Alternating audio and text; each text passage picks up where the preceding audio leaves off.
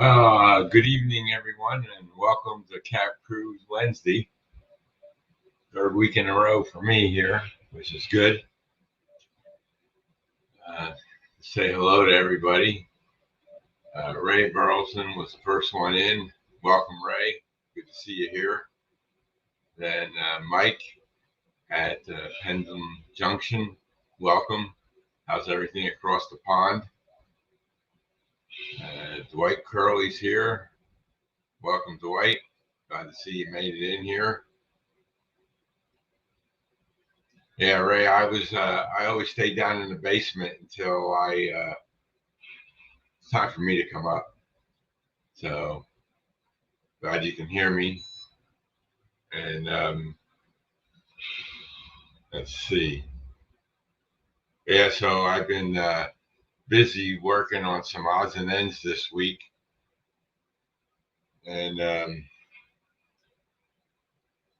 hey, Chris, how you doing? Welcome. And I don't have any trains running tonight because I've been working on the NCE system.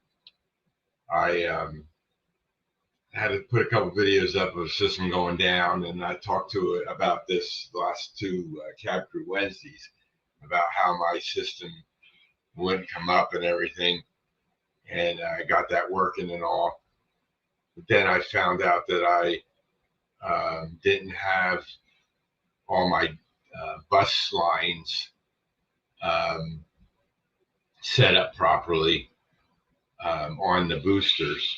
So I reorganized all of them, and I haven't had a chance to check out the polarity on the tracks, because when you move wires around, sometimes you put one on the wrong screw and you could get a short circuit. So I got to test all the tracks and make sure they all work. Welcome, Tammy and Ray. Glad to see you in here. And then so I ordered a couple of NCE DCC meters because I can't find any of the DCC Concepts alpha meters anywhere here in the United States. So I got the NCE meters. One came in and I hooked that up and it's working. And I tested that zone out and it's all pretty good. The meter was fluctuating a little bit.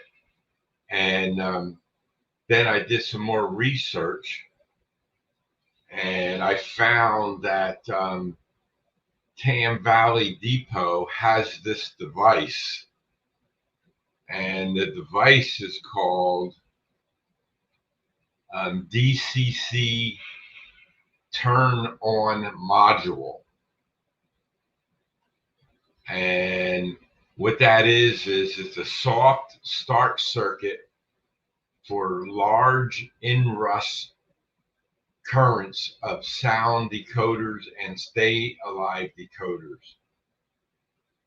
So what they're saying is, if you have a lot of engines with sounds and keep alives in them, what they do when they turn on, they send a signal to the booster that there's a short. And so that's a potential issue with the system going on and off and whatnot.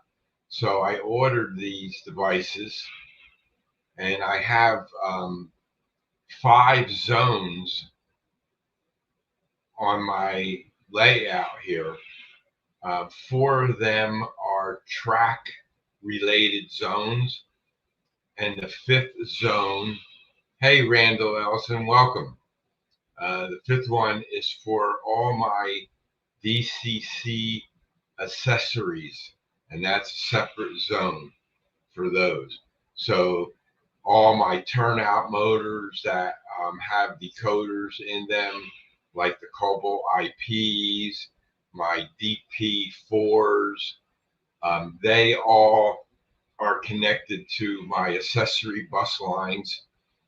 And I forget what show I was on. I was asking people about the Tam Valley 5 amp DCC booster board. And I tested that out on the system and it worked. I had that in stock. I bought it a long time ago, and I believe I was trying to use that for track mode, and I took the jumper and switched it onto accessory mode, and now I have 3 DCC accessory bus lines in my layout, and all 3 of them are going through that 5 amp booster. And hey, Dave, welcome. So that booster, I don't have a meter on it yet, so I don't know how much amps all my accessories are drawing right now. So I'm waiting for my other 2 DCC, NCE DCC meters come in. When I got the first one, it didn't have any mounting screws on it or nothing like that. It was just a box, and it had 2 plugins, one for input and then one for track out, like normal. And you screw into those plugins, and you connect up the NCE meter to your booster. So from the booster, track out, 2 wires, connect that to the input of the DCC meter, and then on the other side, track out goes to your bus line, and it goes to my meter first, and then the meter goes to the EV1s, and then the EV1s go out to the bus lines. That's what I have on my system here. So they all are in a series. Okay, each one is separate, and each bus line has its own EV1, and then the EV1s are funneled into a terminal block, and they get the power to the track out from the booster. So this DCC turn-on module will be the first device you put. Hello, Willow Creek, welcome. The first device after your booster. So I just have to splice it in between the booster and the meter, and then it'll hopefully it'll solve the problems of all the sounds coming on the engines and stuff like that, and the keep alives and stuff like that. So, but I'll let you know after I get that.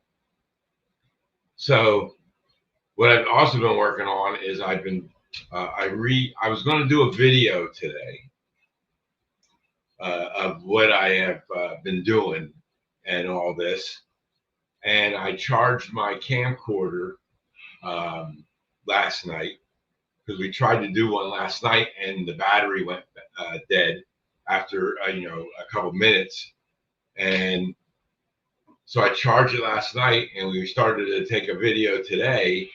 Barbara was here helping me. She was holding the camera while I was pointing and doing all the talking, and then she waved her hand and the battery went dead. And this is the battery. It's a NP40. I found them on eBay, and they come from China, but then I found another place that ships directly from the US. So in 2 or 3 days, they'll ship it out, and then I can start doing videos again. I thought about my phone, but I don't like the narrow screen videos. I like a bigger screen so you can show more and stuff like that. So that's why I haven't been able to do a video. recently because my camera, it doesn't hold a charge long enough to video anything. So we'll see how it goes. And yeah, Little Crick's Brad, right? I hope I got the right name here. I try to keep names of everybody so I know who they are. Welcome again. So what I've been doing is so while I'm waiting for these meters to come, I said, what can I do to enhance my wiring underneath? And because I was pulling out all those push buttons and put in those alpha centrals with the mimic boards and all the LEDs like that. You've seen them before, I showed you. And when I was doing that, my BD20s, because I'm pulling the wires out, they were falling out of the holders. And Jim Tedesco designed the BD20 holder for me and the lighted holder. And then it's gone through some redesigns a couple along the way. And so this is what almost as close to what Jim gave me, a little bit different. We worked on the hole. We made the hole better for a screw. And then what's happening on these is the BD20. Let me see. Let me get it back here. That way you can see it better. The BD20 slides into here. Okay. The board slides into there. And then the BD20 has 4 contact screws that you can screw into wires into, and they're soldered from underneath, and those little tips catch on the edge here so that it won't slide all the way through. Okay, so it goes into there, and that's how it sits in there, right? Well, what's happening is that these here are supposed to, and this is upside down, right? Because it screws into the bottom of your layout. Now the BD20 is hanging here, right? Well, what happens is this here lip breaks off. I don't know if you can see that. It's black. It's kind of hard to see. But this here, it pulled right out, right? That's that side. This side, I can do that, right? No problem. Okay? So I redesigned it again. And what I did was I made those thicker. I don't know if you can tell, but they're a lot thicker. And now they won't fall out. Now, I have 154 blocks defined on my layout. So I had to make 154 of these. I have 154 DB20s. Okay. So I printed out in orange, yellow, and red. I had a lot of red filament left on this guy. And so I said, I'll use that up. And it started printing them, no problem, no problem. Then all of a sudden it got down to the middle of the spool and it was breaking off. And I just threw the spool in the garbage. I said, I'm not going to waste any more time. So I had this orange filament that did the same thing a long time ago. And I re-spooled that onto an eSun roll. When I get the rolls and I run out, I save some of them. Sometimes I can use them to put other filament on there and stuff like that. Because I got that machine up there. You've seen that. I showed that to you, where it spins the filament from one spool to another. So I started printing these, and I did one at a time. And then on my A1, I had yellow filament in there, so I said I might as well use up some of that. And I printed 5 at a time on there, so I was doing 6 at a time actually, and took me about, I don't know, a day to do 150 of them, maybe 2 days. It went overnight. I didn't print anything overnight. I just put a couple on before I went to bed, and they finished in the morning, and then I came and started printing some more to get them all done. So So these now are up on the layout, and they won't just fall out. Okay. What happens is today, let me bring up this monitor here. Let me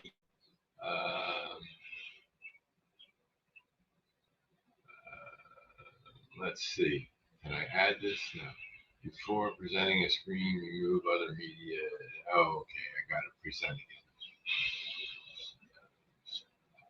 Oh, let's stop sharing. And I can remove this one and go to add the stage.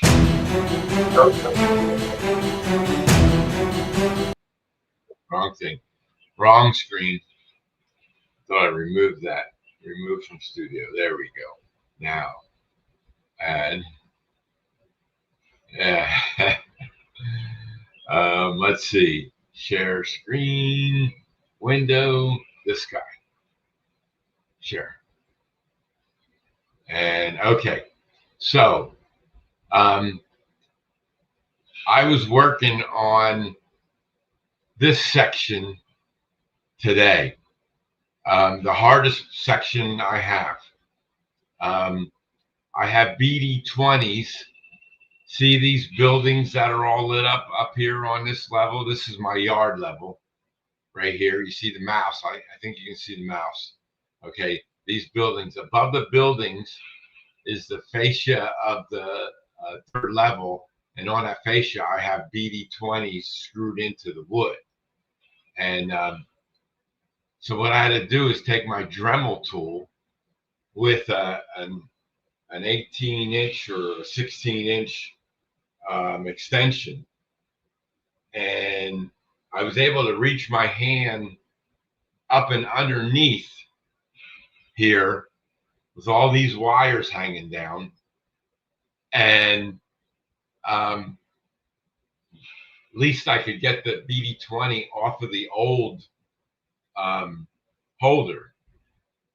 But trying to get the new one up there was a trick.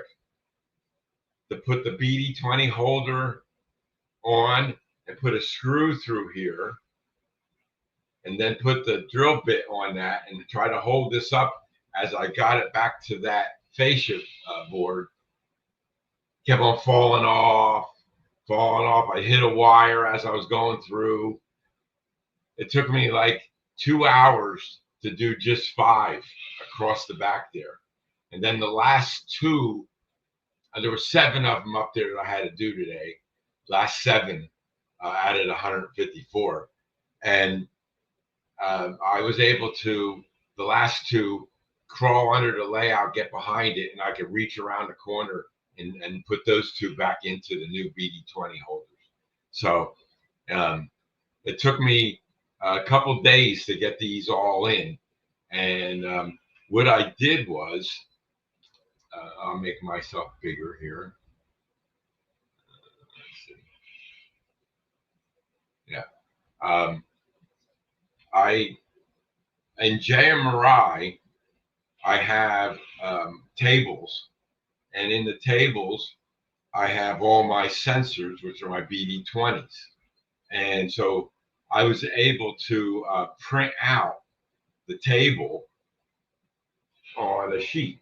And you're going to see all yellow, but there's all of them, and there's 3 sheets of these. Back in front of this one, and another sheet there. And those ones that are X'd out on the bottom, they're different type of sensors. They're not block sensors. They're for other things that I use in sensors for. So at least I had that. Then underneath the layout of each BD20,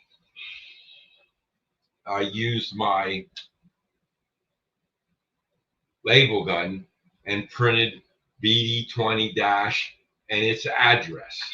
So if the block is 71, it'll be BD20 dash 71. So I know that that's block 71.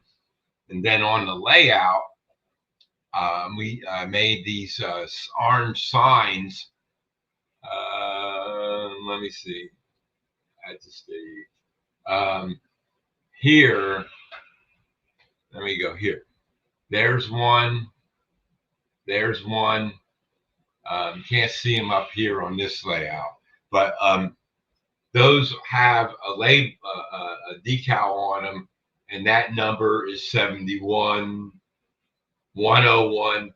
Hey, Sparky, welcome. Glad to see you in here. So that's what I've been working on. Today, I was working on the oil pumps.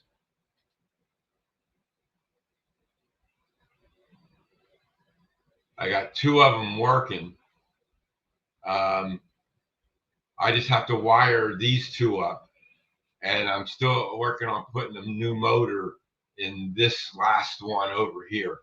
This one has a new motor, and this one down here has a new motor, and I just have to rewire them up. I had to make the wires a little longer. They were a little too tight, and I think that was causing problems too. So other little things that I've been working on as I go along. So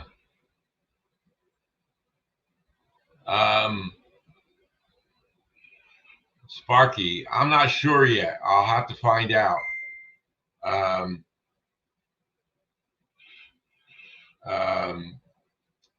I might be able to. I have to get a passport if I'm going to come. So I don't have a passport yet, Sparky, but I'll find out if I can get one soon. Because sometimes the passports take forever to get, but that'd be good. So yeah, I saw your video, and it'd be nice to come up there. So anyway, so that's what I've been working on. I did get, let me get myself bigger again.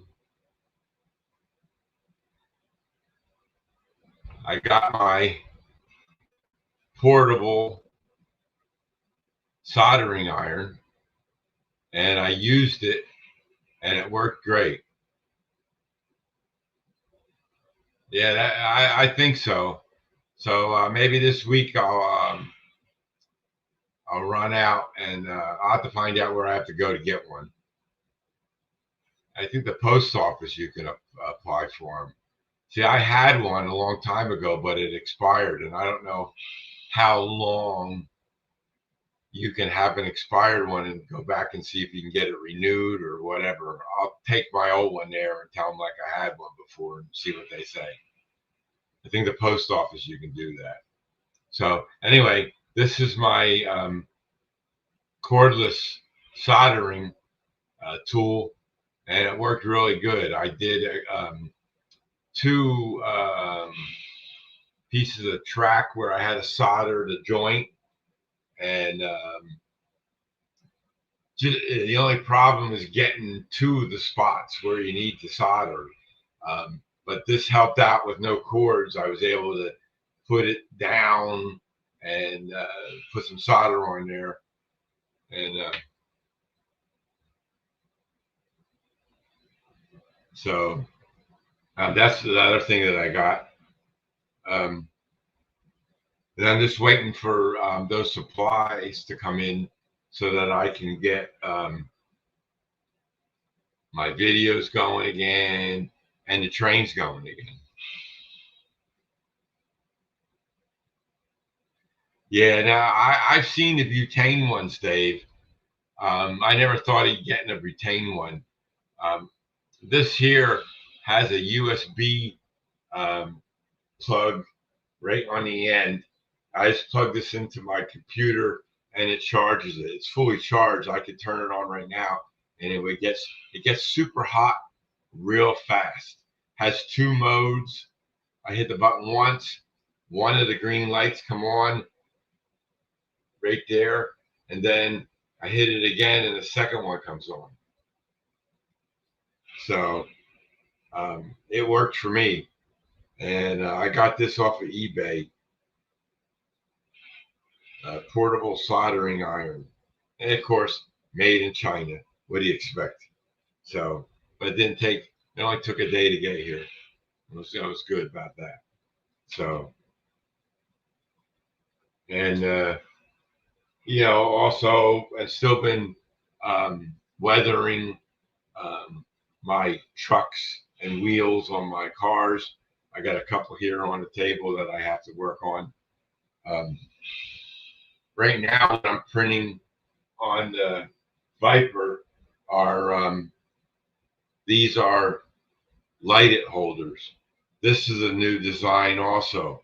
The original lighter holder was um, was really, really thin, and I have a lot of them on my layout, and some of them are still holding the lighted, but others, because of all the movement of wires and stuff from me taking them on uh, taking the wires out and put new wires in, it bumps on the light it sometimes and it knocks it out, and then the side breaks. If I see one hanging, then I'm going to replace those with the new style light holders. Some guy emailed me and I sent him this design of the light holders, and I haven't heard back from him, so I guess it's all good because these work a lot better. Um, It all depends on how you solder the wire on the lighted, because the lighteds have um, 4 solder points for um, red, yellow, and green LEDs, and the 4th one is a white.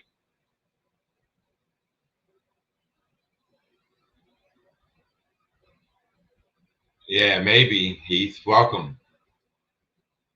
Yeah, well, what can I tell you?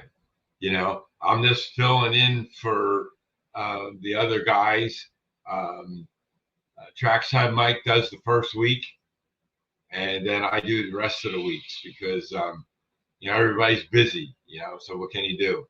So um, you know that's how it is. I don't mind doing them, especially since I'm retired. It's easy. I don't have to, like I used to get home at 6 o'clock, figure out what was going to be for dinner, then get ready for a show. It was 7:30 by the time dinner and everything, clean up and all that stuff was done, and boom, not enough time. But now, I got all this time on my hands, so it works out. I get to work on my layout every day and 3D print things. Oh, so I got sidetracked a little bit. I was telling you about those NCE DCC meters. Well, like I said, it didn't come with any mounting um, package or anything with it. So I designed a holder for it, and then it almost snaps into the holder and stays there. And I didn't put those sides on each side where the wires come in, made it easier. Um, and then there's 4 tabs for screws. I only use 2 screws on the one because I have an NCE lighted board there, and I have to move that around and stuff, and then I'll put the other 2 screws in the bottom 2 screws and hold it in place. And that's on the one. That's for zone 1. And then the other 2 that I got coming is zone 4, which is my helix. That's for those 2 bus lines that go up there. I had Heath. I have 2 alpha meters, and they're not in stock here anywhere in the United States. And shipping from the UK to the United States is getting out of hand. So, and without the meters, I'm not going to run the trains because I need to find out how much amps each zone is really taking. So, like zone 1 has 3 main lines on it, and there's 5 engines on zone 1. There's a single engine running the passenger train. There's a consist running a freight train, and another consist running another freight train. That's zone 1. And then zone 2 is the subway system, and that's 2 engines running, and that's only like 2 amps out of the 5, so that's not bad. And then zone 3 is the 3rd level, and there's 4 main lines up there. 2 main lines are inside loops that go on to the outside of the 2 outside loops, which are the ones that go all the way around the room.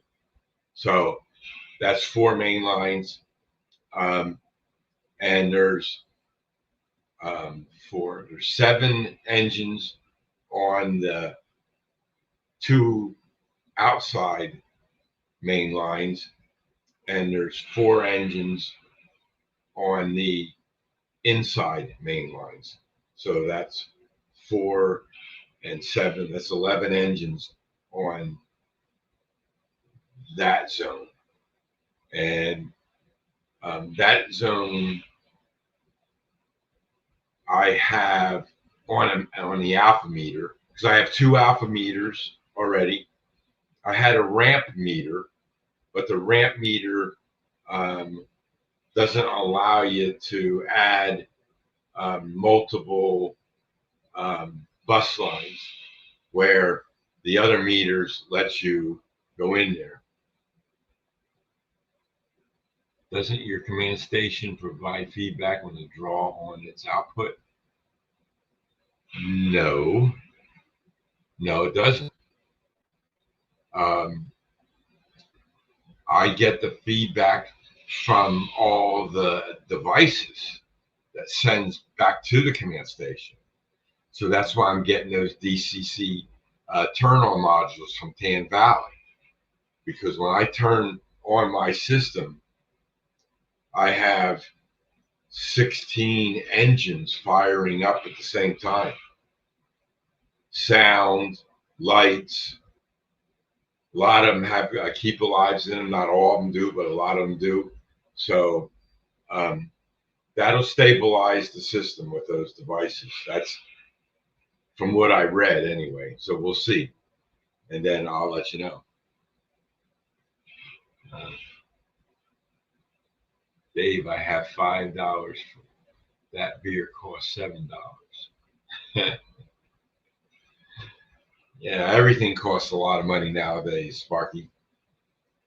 So that's what I've been doing and working on.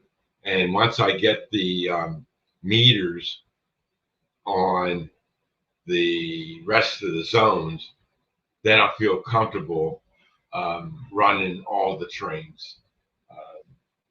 The subway system ran with them on the zone, but then I was on somebody's show and I was asking everybody about the Tam Valley 5-amp booster, and I got that working. Like I said earlier, I got that working, and it's covering all my accessory bus lines now. But I haven't tested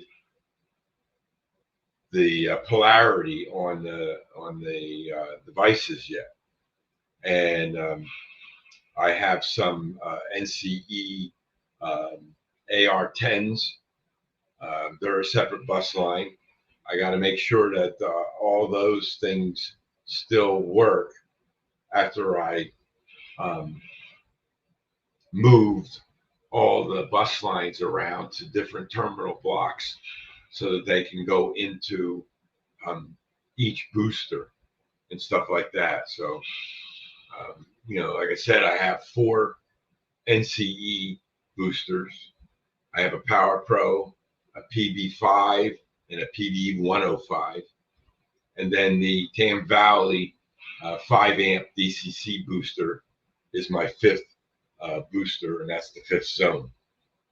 So now they're all in a zone, because when I started this layout, I didn't have all this, and I kept on adding and adding and adding, and I was adding bus lines for the new track, the main lines and stuff like that in the the yard I put in, that has its own bus line up there. And so I said,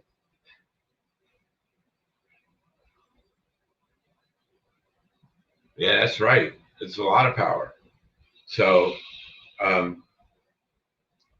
so then I got one booster. That was the PB5. Then I started adding more, and then I got the PB 105s, and I just had my accessory bus lines into those two boosters, and I didn't have any tracks into those boosters. So then I ran into the problem, as I told you guys last week, and so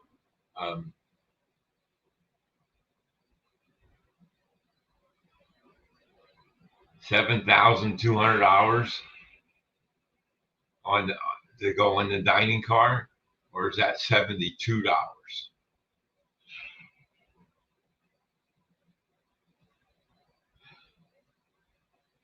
I don't understand the dollar sign at the end. Is that new math?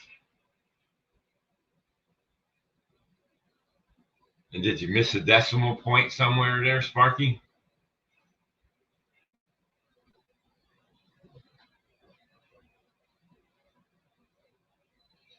I'll have to, if it's $7,200, I'm going to have to contact Donald Trump and see if he can send me the $7,200 so I can go on that train ride. Huh?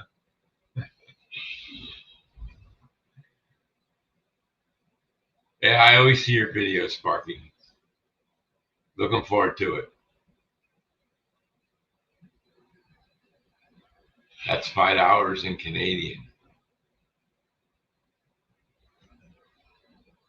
I don't know about that, Dave. I don't think it's that cheap.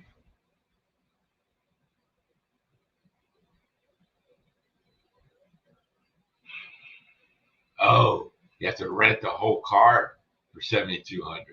Hey, Mike, welcome. That's okay. Pop in, say hello, and take off. No worries. Everybody's got things to do, you know. So,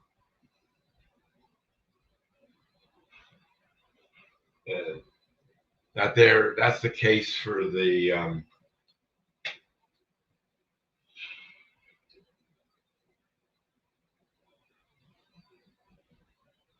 iron. You get a couple of tools, a couple of needle points and stuff like that. Hey, Floyd, welcome. So it all worked out. And so let's see, what else did I work on here?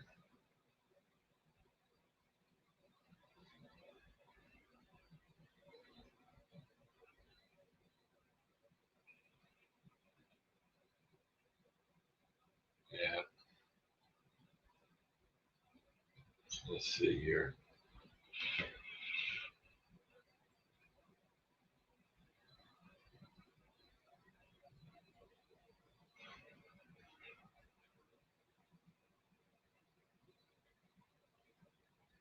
So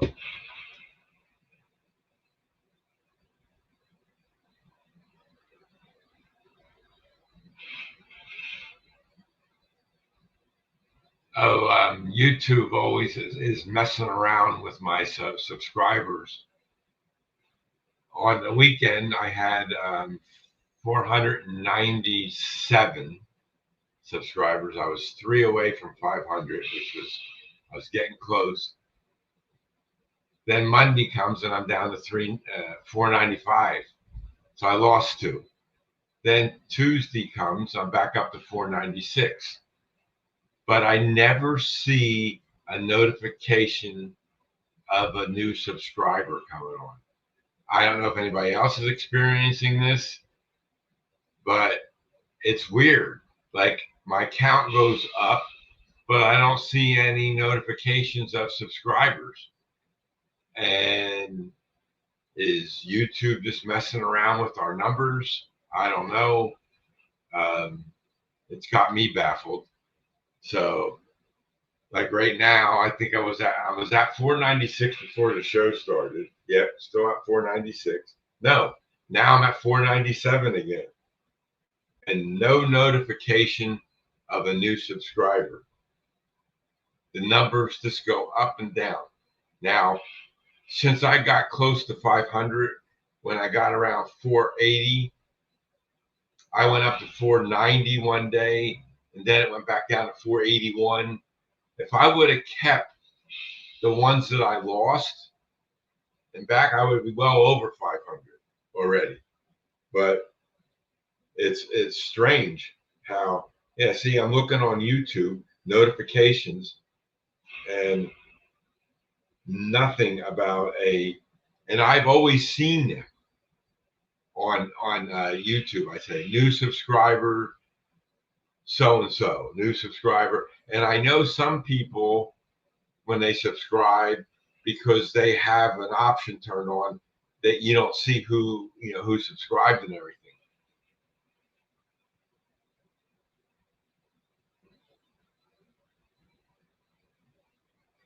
A dummies guide I can recommend.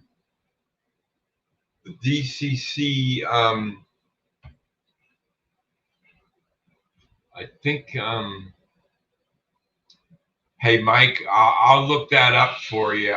There's a website that you can join in the group, and then you can post questions in there, and a lot of guys respond to your questions and stuff like that. I'll email you the link. I have to look it up again because I always do that. Hey, Mystic, welcome. How you doing, John? So that's all I can suggest.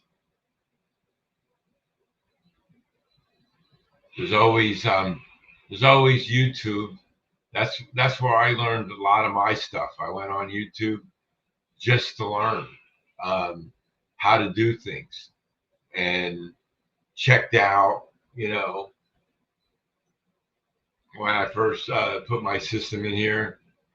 Yeah, I'm doing fine, Mystic. Thanks for asking. Busy. Everybody said, "What are you going to do when you retire?" I don't know where the day goes.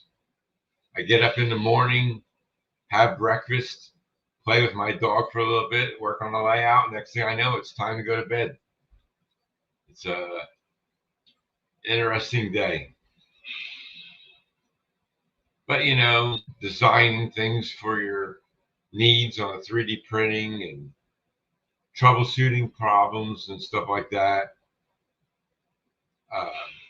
Like I said, I was working on the oil pumps. I got a bunch of new motors in, and I'm afraid I'm not going to be able to get them anymore. I have to find another place to get them if I run out and stuff like that. So it's I should have the oil field back in operation again soon. Although when I was working, let's see.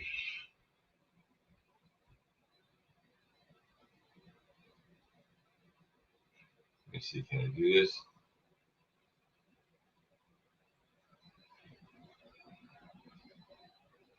Okay, when I was working up here, I had my creeper here and up to here, and I was laying on it backwards and reaching back and doing this, and my back is sore from doing that.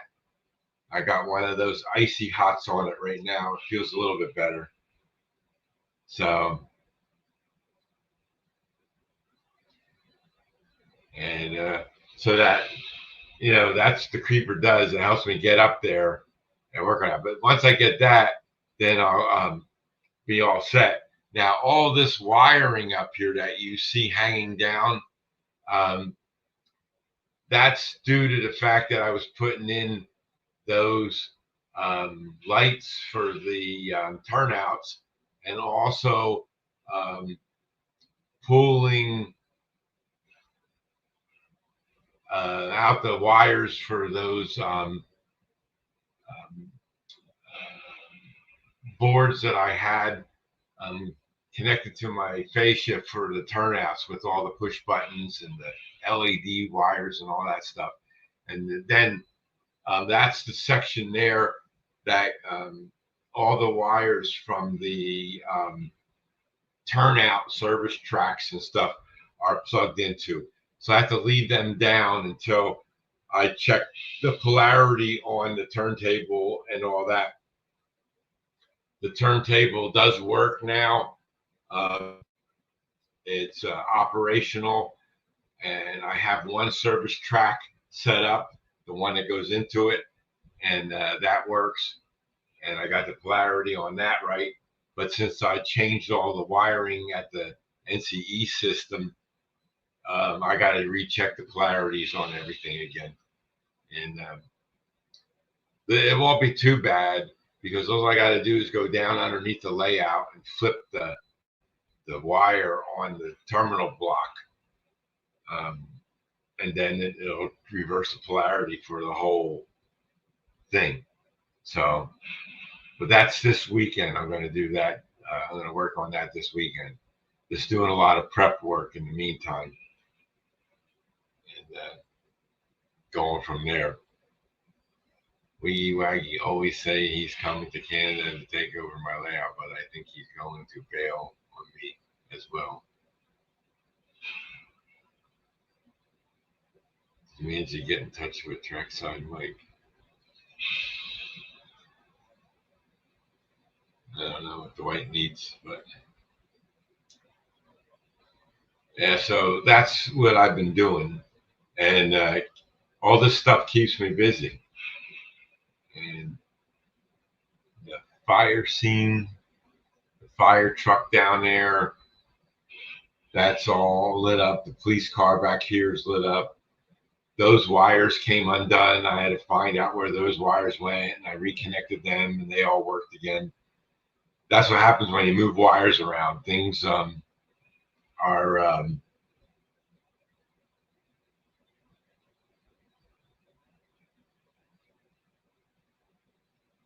this happens when wires move, and then you don't know if you knock something else out. Just like let's see, can I see that? Can you see that? Oops. Let me see. Let me bring this back up again. There we go. Okay. This is the first level down here. And this is a double crossover right here. And this is a bridge that Custom Signal Systems guy, Rich, made for me. And then there's 4 dwarf signals on top of this bridge here. And the lower dwarf signal is not on. And no power to it. I got to go underneath the layout and trace what it is. Fortunately, I know what number it is, and I just have to find out where that light is and see if maybe the light just needs to be reset, or the wires came out of the terminal block or something. So I got to check it out and go with that. So those are the things. So like I said, my JMRI table, I can print them out, and these are all my signals. 3 pages of signals. And what I'll do is, hey, Waycross, welcome. I'm going to test each one, and then I'll mark it off just to make sure that they're still working and stuff. So, especially after all this rewiring and rezoning and accessory bus lines and all that stuff. I usually have to ask if he got my emails. Who, Trackside Mike? Well, when I used to do email system, I used to be in charge of an email system in my job when I worked many years ago. And I used to always check the box, read receipt. That way I knew the person read the email, because as soon as they open it to read it, it sends you an email telling you that the person read the email. Now, they may not have read it. They may have just opened it up and said, oh, I don't want to read this from this guy, and then closed it again. But at least you know he opened it. So you know he got it that way. But I don't know if they can do that on systems, the different systems we all have and stuff. So I use a program called Thunderbird for my email client on my computer. And I have all the folders and everybody goes in there and stuff like that. So,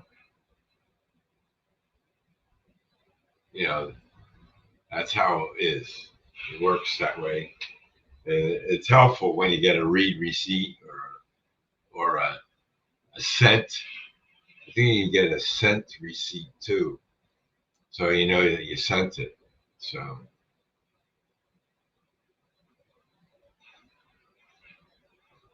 how's everybody else? Everybody doing well? Are they working on their layouts, or are they just taking a break?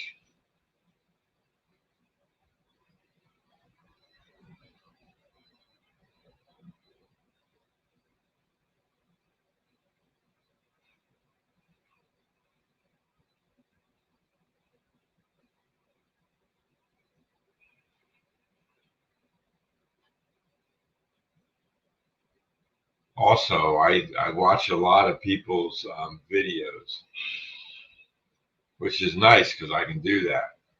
I sit here in the morning, I bring up YouTube and see if anybody posts anything, and I try to comment on everything.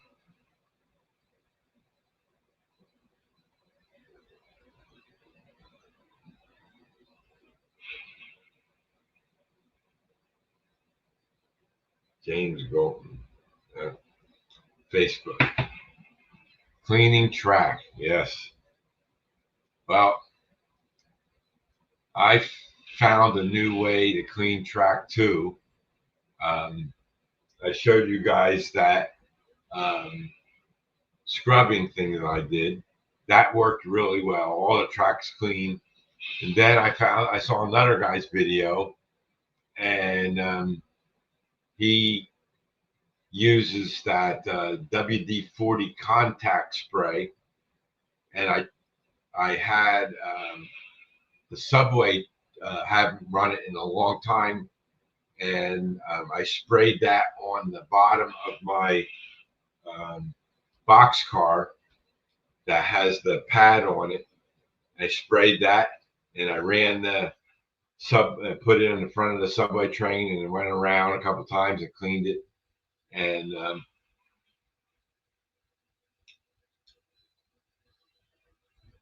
oh wow, Randall. Yeah, well,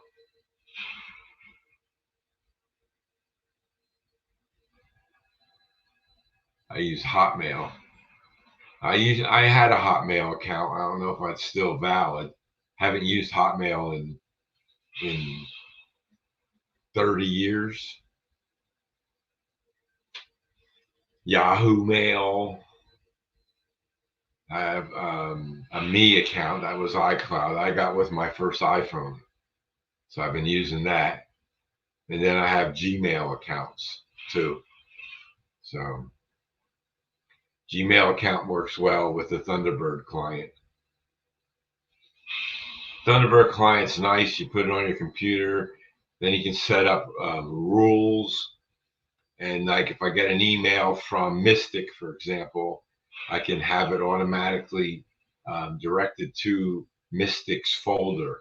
So I don't have to have 1,000 emails in my inbox and go through them all. I just scroll down through all my folders, and if I see I got a new email in there, I can read that. It's a lot easier to check and stuff like that. So it works out. So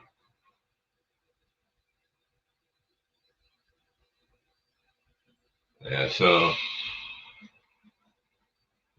that's another one. Doesn't matter really, as long as you get your results right. Yeah, that's right, Floyd.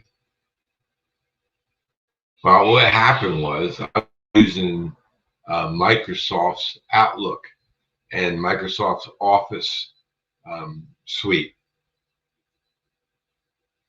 and I had a Gmail. I had a Me account, and my bank sends me an email when a bill is due.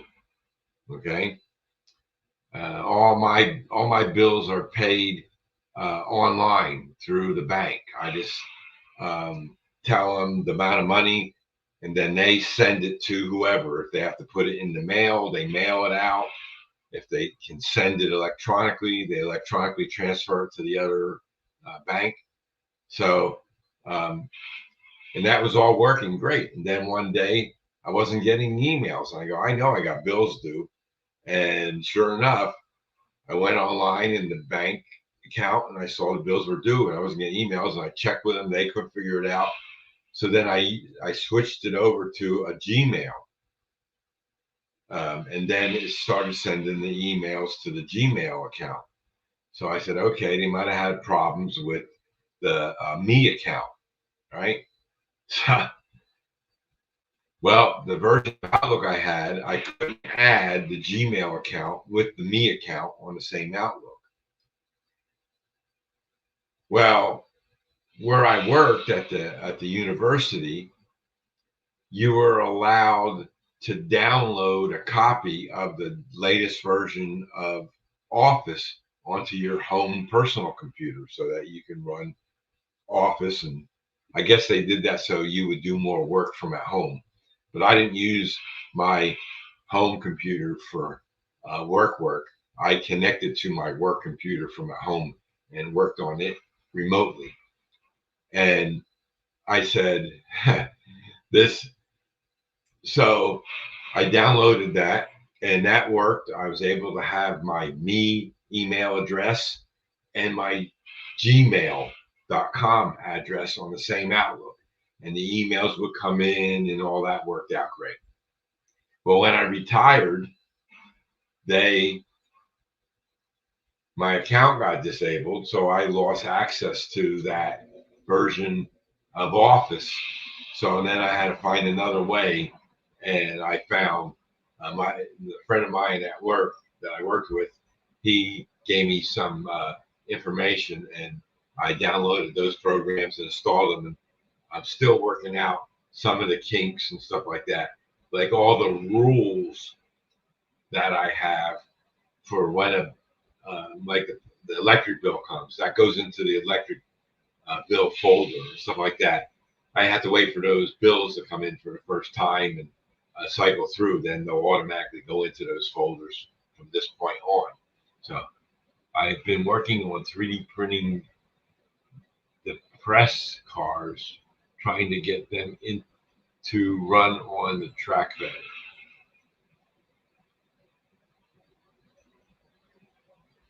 The press cars. What's a depressed car, Dwight? What are you talking about? Are you talking about rolling stock? What's a depressed car? I only depressed I know is when people are depressed. Are you depressed because you can't get them to work on the track? Is that what you're telling me? That's why you call them depressed cars?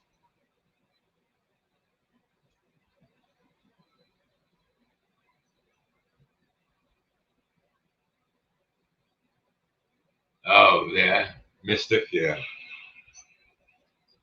glad I don't need that.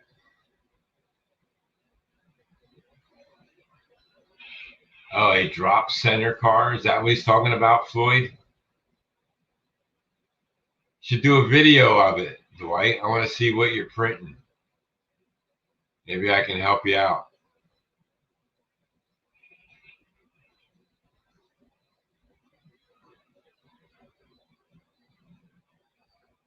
Has anybody seen those collapsible containers I just watched a video today. The 40-foot containers, they collapse them. They can get like 8 of them stacked up on top of each other, put them on a flatbed, and drive them over to wherever they have to go. Then they expand them again and fill them up. I thought that was pretty cool.